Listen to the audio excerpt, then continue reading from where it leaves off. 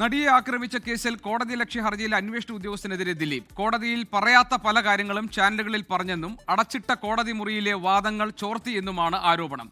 കേസിൽ കുറ്റവിമുക്തനാക്കിയതോടെ ദിലീപിന്റെ പാസ്പോർട്ട് തിരിച്ചു നൽകാൻ എറണാകുളം പ്രിൻസിപ്പൽ സെഷൻസ് കോടതി ഉത്തരവിട്ടു.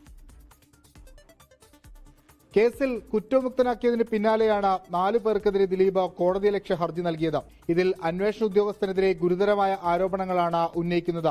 അടച്ചിട്ട കോടതി മുറിയിലെ വാദങ്ങൾ ചോർത്തി നൽകിയെന്നുള്ളതാണ് പ്രധാന ആരോപണം. കേസിലെ പ്രധാന സാക്ഷി ബാലചന്ദ്രകുമാർ പോലീസിന് മൊഴി നൽകുന്നതിന് മുൻപ് ചാനലിൽ ഇന്റർവ്യൂ നൽകി. ഇത്തരമൊരു സാക്ഷിയുണ്ടെങ്കിൽ ആദ്യം കോടതിയെ അറിയിക്കുകയായിരുന്നു വേണ്ടതെന്നും ദിലീപ് ഉന്നയിച്ചു. കോടതിയലക്ഷ്യ ഹർജികൾ ജനുവരി 12 പരിഗണിക്കാൻ മാറ്റി. ഇതിനിടെ ദിലീപിന്റെ പാസ്പോർട്ട് കോടതി വിട്ടു നൽകി. കുറ്റമുക്തനാക്കപ്പെട്ടതോടെ ജാമ്യ ബോണ്ടുകൾ അവസാനിച്ച സാഹചര്യത്തിലാണ് നടപടി. പുതിയ സിനിമയുടെ പ്രൊമോഷനു വേണ്ടി വിദേശത്തേക്ക് പോകാനാണ് ദിലീപ് പാസ്പോർട്ട് ആവശ്യപ്പെട്ടത്.